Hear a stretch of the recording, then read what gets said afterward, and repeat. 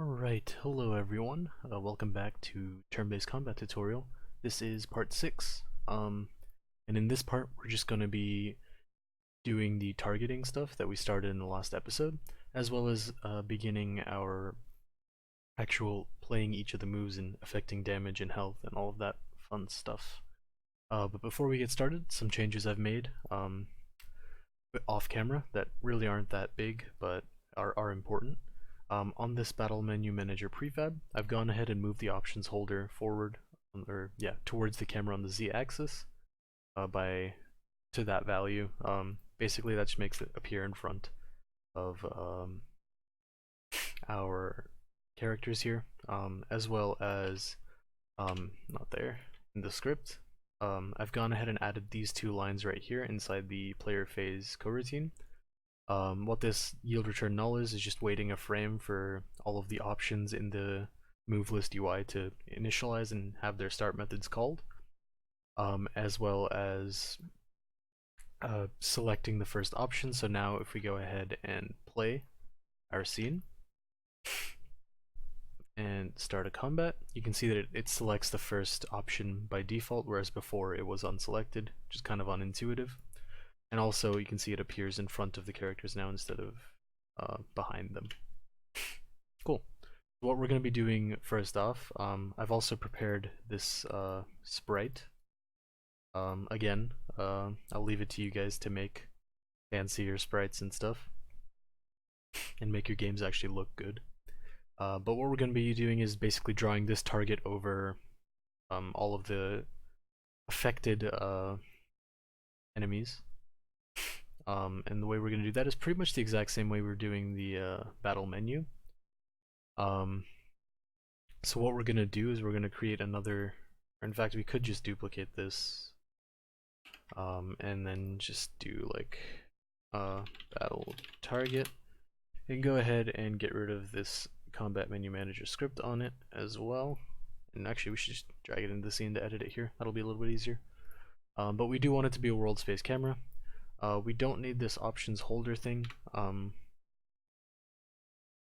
so we can go ahead and get rid of that. And what we do want though is we want to add I can't remember, I think it's image, yeah. An image to which we will assign our sprite in a moment. But what this image will be, I'm also going to move this a little bit in front so we can see it over everything. But this image will just be drawn over wherever, and we want it to be centered at 0, 0. So let's go ahead and rename this as well to target, just so we know what it is. And if we go back into our sprites, change our texture type to sprite 2D UI, and hit apply. And then we can go into our target and assign it here. Cool, so now we have a target. And let's go ahead and find this in the scene. There it is. So we can go ahead and see sort of exactly how this would look. In fact, let's take this enemy, just take that and see how that looks. Alright, so we're going to need to move the target forward a little bit more. So like right about there. And it appears to be off center. That's why. Yeah, there we go. This is the enemy we were looking at. And there's the target. And if we go look in from game view, we could orient this sprite to look at the camera as well. That's something we could do later to polish it, but for now, just getting the functionality in place and sort of white boxing it is what's important. Okay, but we have our battle target. So let's go ahead and save that in our resources. Just go ahead and apply all the changes we've made. Yeah, okay. So we're basically just gonna go ahead and, while we're choosing a target here, we're gonna draw the target we just made over the enemy. So to do that, we're going to need to generate a reference to our target. So we're gonna create yeah, so here's another design decision you're gonna have to make. For me, I don't have a way to target multiple enemies. The way I have it is you either do AoE on all the enemies or target one specific enemy. And you could of course change that. The thing is, I'm deciding not to have it show that you're actually it might be smarter to show that we're gonna attack all the enemies. So what that means is we're gonna draw a target over each enemy that is gonna be affected by an attack. And so that'll be different for AoE, and then for single target we can just do what we have planned. In fact, let's do that first because I know what I'm doing there, I think. But for AoE we'll think about it. Maybe do that next episode or try and do it this episode. We'll see. But for now, we'll just do. That's not what I want. Just a game object.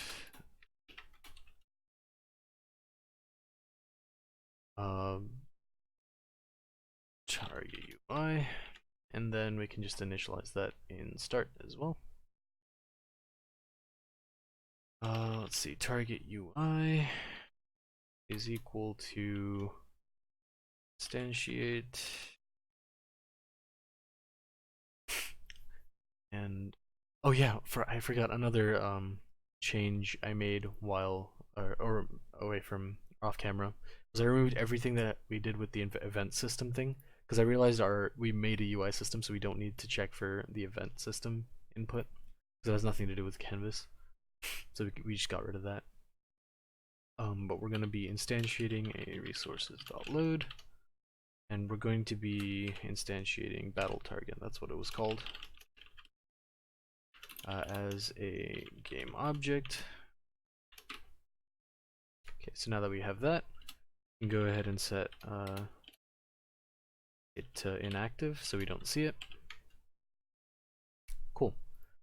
And now when we go to our choose targets, which is over here, we can now go ahead and set our target UI to active, and then all we really need to do from this point on is over here we just do target UI transform.position equals current target dot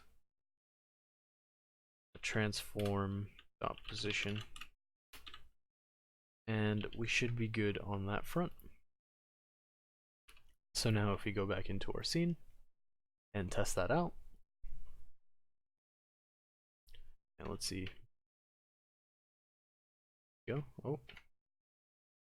Oh, that's something I didn't consider. So the input is extremely sensitive, as you can see. Although I'm tapping it, it's basically registering every frame. So, but the target is appearing correctly, which is nice. And also we should go ahead and y dot transform dot position equals current target dot transform dot position, just so it initializes in the correct place as well. But that's something that, you know, adding a visual indicator to really helped us figure out that there's a bug right here.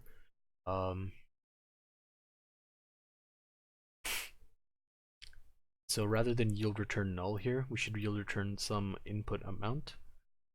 And I think I might make that a global variable, because we have this input speed variable right here. And so I'd like to use this pretty much everywhere. And so to do this, I'm actually just going to create some utility script that has all of this in it. So let's go ahead and create a C# script that has, I'll just call it turn combat globals. And then in here, we just have a public static float input speed equals 0.3. Okay, and this doesn't need to be a mono behavior because it's not going to be sitting on anything. In fact, it doesn't need to be using any namespaces either. So in here we can go ahead and get rid of that and instead replace input speed with turn combat globals, if I could type, dot input speed. And so now we can use this same variable in multiple places. Where was I? Where was I? Oh yeah, I just lost my place, but yeah. Here we can return a turn combat globals dot input speed. So now we should see a much better behavior from our I guess we have to start combat first. Alright, so now if we test and do backslash, did I not save the script? I might not have.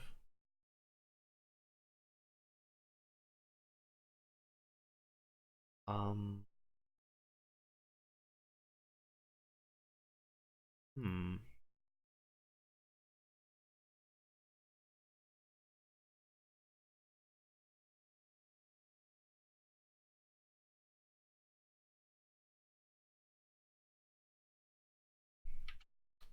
Well, let's set ourselves a debug to figure out why this isn't working.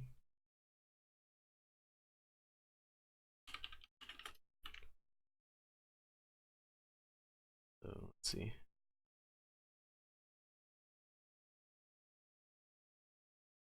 All of that seems to be fine.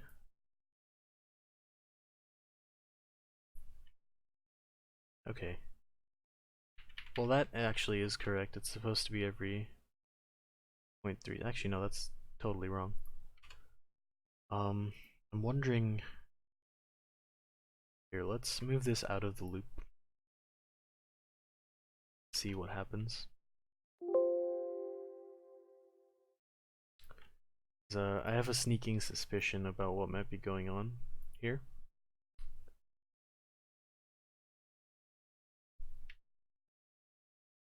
No, that wasn't it.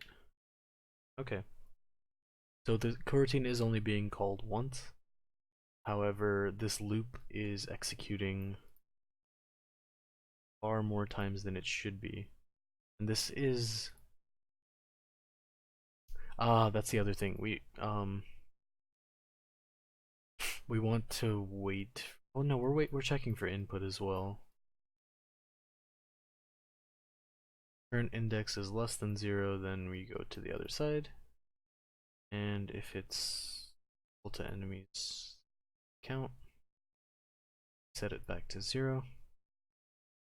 All of that should be fine.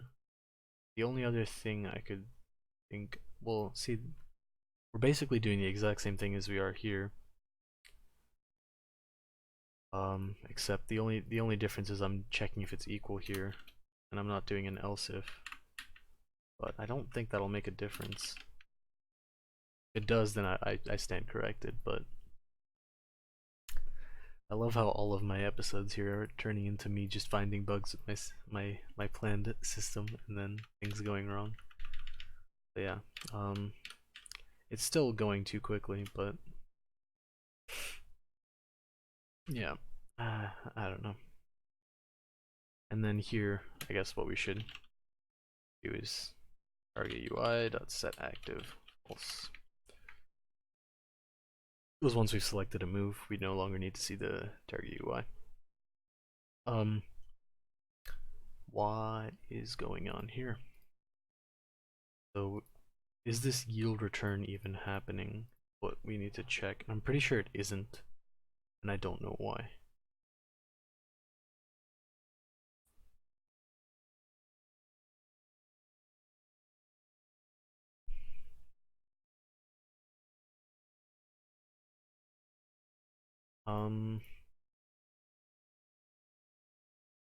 Okay, so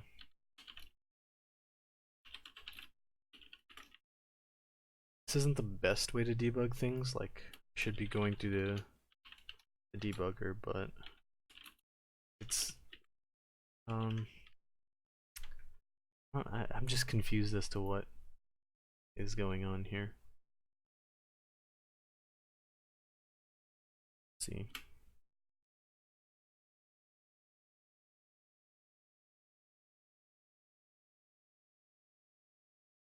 Those are called on the exact same frame.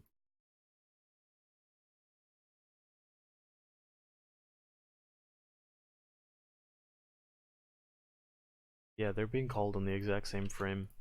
So this yield return is not doing anything at all. Of course. Oh my god.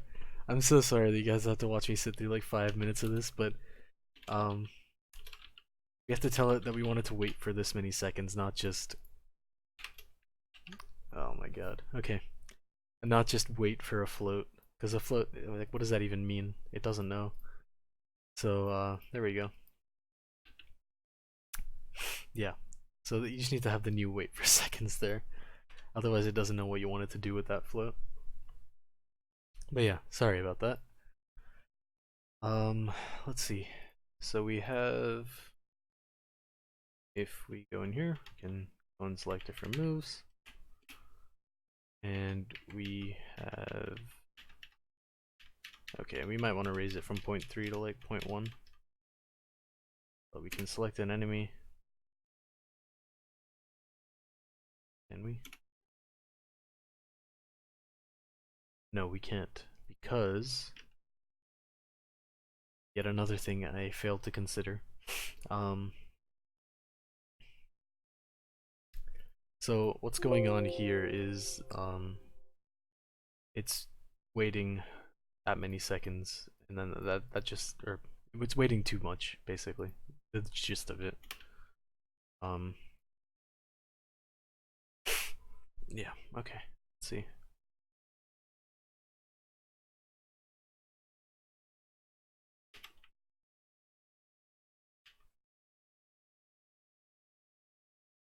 Okay. We finished selecting. The target UI is still active for reasons that are well beyond my understanding, apparently. In fact, we could literally just put this in here and we're guaranteed that it'll run there. Okay. We shouldn't be checking every little thing though. So that's basically the we also don't need this. That's basically choosing targets visualized. We're gonna add stuff to it later, I'm sure. But for now, we can go ahead and figure out how we're gonna do this play move block. So what needs to happen inside this play move block? I'm just gonna add a couple lines to explain this. We're gonna need to do a bunch of things at once. So first off, we're gonna need to trigger, I guess I have caps lock on, trigger the attack animation on the player or enemy, because remember both redirect to this method. So that'll happen first.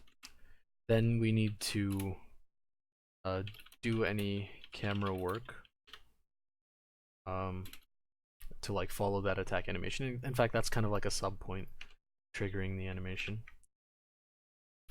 Then we need to wait for the point in the animation. We're probably going to just use animation events for this.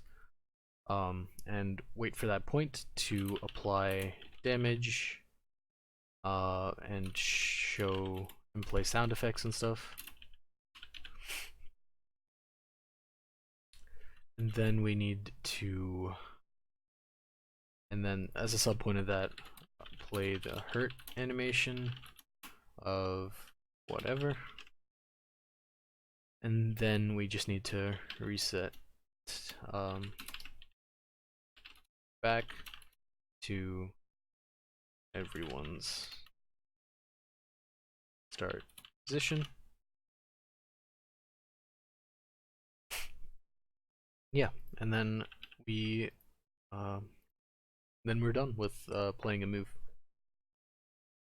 So we're basically gonna start with here. Yeah, we're gonna start with here for now, and then next episode we'll start working on getting in animations for the players and enemies, and then we can work with cameras in a future episode beyond that. So I don't know how long I've been recording for, but I don't. Yeah, I think I might save that for the next episode um, for now. But one thing I will add really quickly is the area of effect target thing. And so the way we can do that is so when they're choosing their UI option, we basically want to add so on our menu option we have this on select thing, and we want to add a listener to that. So if it's an area of effect attack, we want to add a listener that basically shows did not mean to do that. Let's go ahead and stop that. We basically want to add a listener similar to how we've done an on-press listener. We can also add if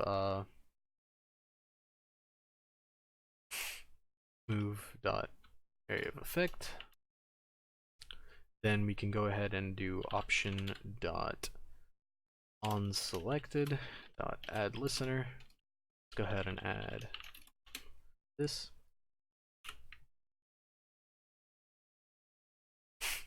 And we want to add a target to each of the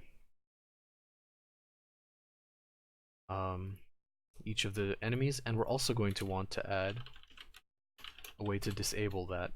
So on unselected for, do I not have a method? Yeah, I do. Okay, on unselected add listener.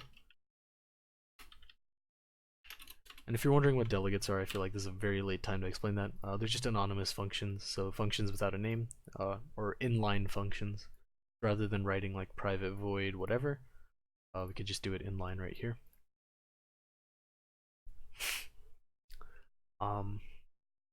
Yeah, so what we're gonna do is just make a bunch of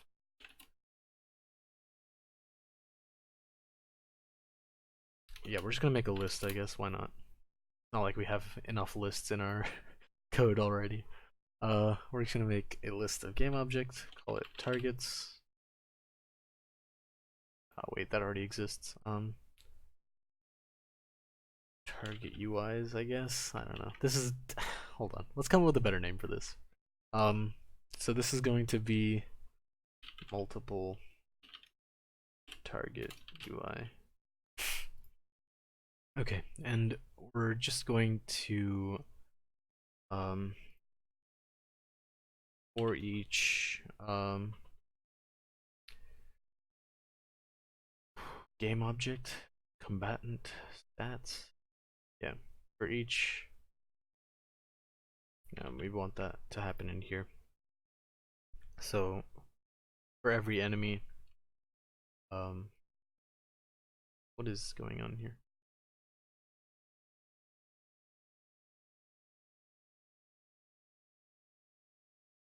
Right.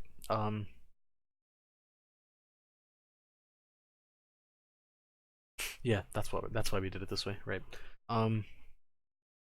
We basically just want to add a target UI, so we're just gonna do multiple target UI dot add a new, or we could just do instantiate target UI.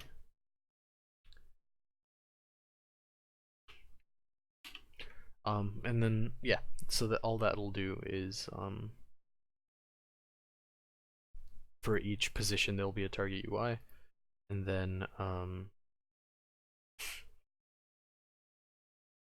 yeah. So then we can go ahead and set, since it's going to be the most, actually we should just grab a reference to it, why not? Game object. Does that not return? That's sad. Okay, well, in that case we should do it this way. Game object target is equal to instantiate target UI target, and we can go ahead and set target.transform.position equal to enemies of I.transform.position.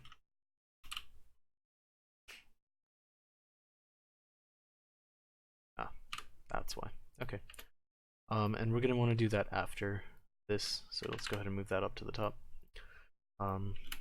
So all that's happening here, we're instantiating a target and setting its position to that, and then we're also going to set active false.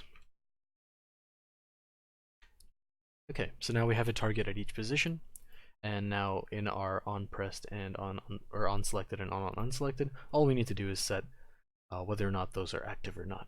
So on selected, we can go ahead and do multiple targets dot for each. Or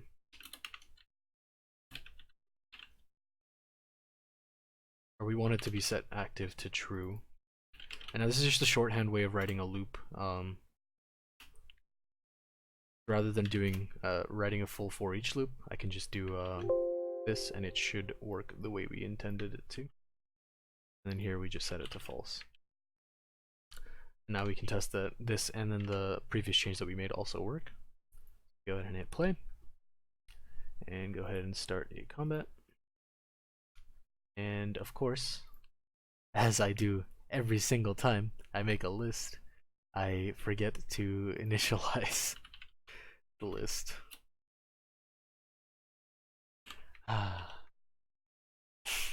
Okay. You swear I've done it so many times that I'd learned by now, but no. We always forget those. But now if we go to Stream Edge, you can see that it has the area of effect targets pop up, which is kind of neat.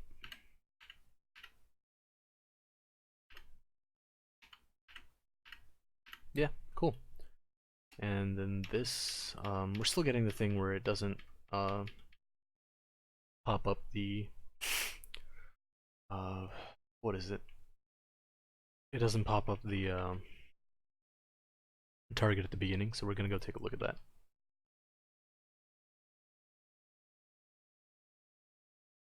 So it should be in here. We do set it, and we do have the current target. Transform.position. And in fact, later we're going to want to do checks to make sure that the enemy is alive before we target them.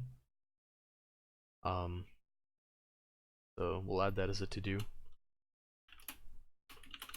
Make sure enemy is alive before targeting. Okay.